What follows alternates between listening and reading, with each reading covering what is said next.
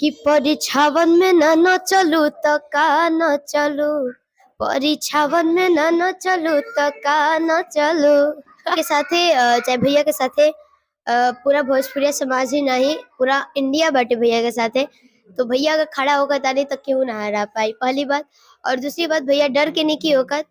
जब अपने लोग खुश ना होई, अपने लोग के खुशी खातिर कोनो भी काम आदमी करेला। जब अपने लोग दुखी रही तो केहू भी कदम पीछे कर ले। तो नमस्कार, अभी आप देख रहे हैं सच भारत बिहार।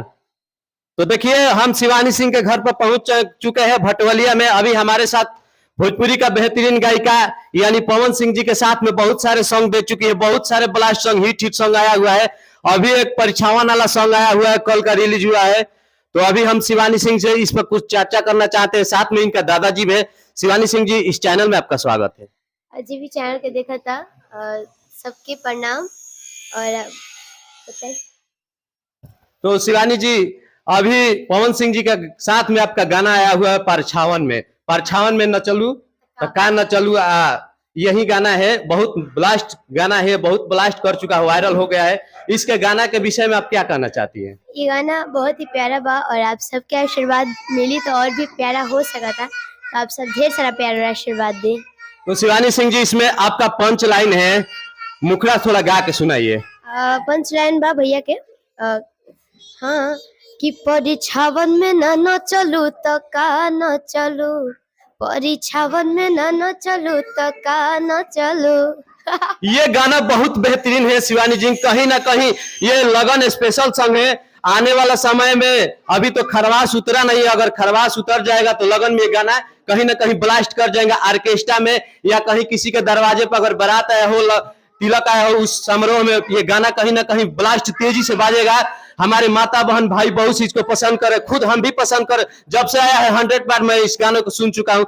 तो दादाजी यहाँ पर देख सकते हैं, आप लोग कैमरा में इधर दिखाए। दादाजी, आप क्या कहना चाहिएगा पवन सिंह जी के साथ में जो नया गाना आया है परछावन में? खूब बढ़िया कहे के का बा अब कही जो बा। तो दादाजी, आप शिवानी सिंह जी ने आपके और आपके पूरा परिवार का नाम रोशन किया है, इतना कम उम्र में डेवलप किए हैं, इसके विषय में क्या कहना चाहते हैं? खूब बढ़िया कहे के देखिए, मन के हमारा अभिलाषा पूरा कर दिले बड़ी जी। हाँ, अब कौन बात। तो शिवानी सिंह देख रहे हैं कि इतना, थोड़ा कैमरामैन देखा, इतना अच्छे अच्छे बंगले बनाई है, कितना पैसे कमा लिए हैं शिवानी सिंह जी, थोड़ा बताइए दर्शकों को। सब प्रभु के दिन भाई भैया, इतना बना दिए। अच्छा शिवानी सिंह जी, अभी आते हैं चुनावी मुद्दा पर, जो चुनावी मुद्दा माहौल चल रहा है। पवन सिंह जी को आसनसोल से टिकट मिला था। आसनसोल में पवन सिंह को टिकट मिलने के बाद पवन सिंह जी ने 24 घंटे के अंदर पोस्ट किया कि हम चुनाव नहीं लड़ेंगे।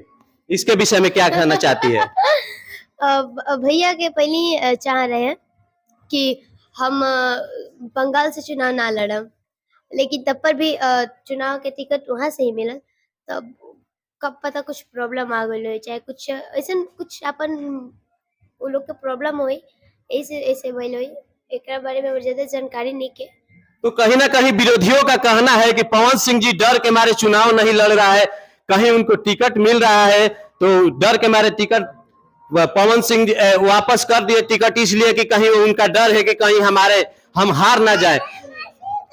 ये कहाँ से सच्चाई है, थोड़ा दर्शकों को बताइए। देखिए, हमनी के साथे चाहे भैया के साथे पूरा भोजपुरिया समाज ही नहीं पूरा इंडिया बाटे भैया के साथे।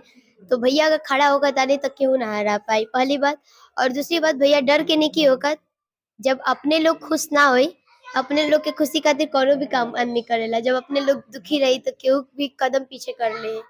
तो आप लोगों ने सुना, कहीं ना कहीं शिवानी सिंह जी का कहना है कि पवन सिंह जी पावर स्टार है, भोजपुरिया सम्राट है, भोजपुरी का सबसे बड़ा सिंगर है, उनसे बड़ा कोई सिंगर हो ही नहीं सकते हैं, वो कभी नहीं हार सकते, ये मुमकिन है, कभी नहीं हारेंगे। तो शिवानी सिंह जी, अभी ज्योति भाभी पवन सिंह जी दोनों एक हुए हैं, काफी 4 साल 5 साल अलग रहे हैं, अभी उनका परिवार जो है एक हो गया है।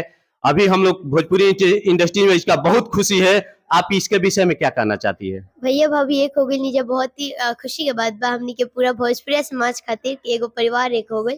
और ज्यादा खुशी ऐसे होता ना कि भैया के माता जी जो बानी वहाँ के बहुत खुश बाने। तो पवन सिंह जी अभी चुनाव कहाँ से लड़ेंगे ये आपको तो मालूम होगा, क्योंकि आप ही पवन सिंह के काफी क्लोज है। नहीं, ये मैटर में मालूम नहीं कि हमनी के गाना के लेके बहुत क्लोज बानी जा और भैया हमनी से मतलब गाना बहुत ही प्यारा प्यारा गवाई ना। रियल लाइफ में मतलब कि निजी तरीका से हम भैया के क्लोज नहीं की और हम मतलब उतना क्लोज हम होखलो नहीं के चाहत कैसे कि हमनी के भगवान माने ना जा और भगवान के आदमी उतना क्लोज ना जाला। आपने तो मेरे दिल के बात छीन ही लिया, क्योंकि हम भी पवन सिंह जी को बहुत बहुत अपना मानते हैं, इतना मानते हैं कि हम खुद को नहीं कह पाएंगे, जितना भी कहेंगे अपने मुंह से वो शब्द कम पड़ेगा। शिवानी सिंह जी, चलते चलते आपसे एक बात पूछना चाहते हैं कि पवन सिंह जी के साथ में अभी आपका अगला कितने प्रोजेक्ट आने वाला है, कितने गाने आएंगे? बहुत सारा गाना है, कुछ गाना गवा भी गइल बा और कुछ गाना आप सबके बीच में भी गावे भी बाकी बटे। बहुत जल्द प्रियांशु भैया के चैनल से मेरा म्यूजिक से भी गाना है, थोड़ा सा वो करो तो आप एक आखिरी में चलते चलते आप एक गाना, कोई आपका गाना ब्लास्ट हो, चूल्हे में झोंक दे, ऐसे करके आप गाना गाई थी, वो मुझे गाना बहुत पसंद है। ऐसे भी तो मैं गाना जल्दी पवन सिंह जी के बाद किसी का गाना सुनता नहीं हूँ, लेकिन पवन सिंह जी, आप जब से पवन सिंह जी के साथ में गाई है, मैं दिल के बात बता रहा हूँ, तब से आपका गाना मैं सुन लेता हूँ, बहुत अच्छा लगता है मुझे।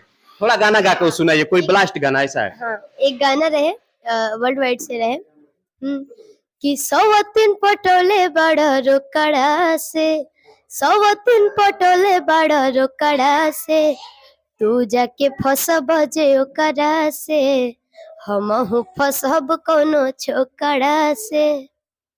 अच्छा, दर्शकों से क्या कहना चाहिएगा इस चैनल के विषय में? बिहार के ढेर सारा प्यार और आशीर्वाद दे, चैनल के सब्सक्राइब कर ले और इतना प्यार दे कि फिर से हमने इंटरव्यू करी जाए। तो नमस्कार, अभी हमारे साथ थी भोजपुरी का बेहतरीन गायिका शिवानी सिंह जी। अगर ये वीडियो अच्छा लगे तो कमेंट में अपना राय लिख के भेजिएगा, लाइक सब्सक्राइब शेयर जरूर करिएगा। तब तक के लिए जय हिंद, जय भारत।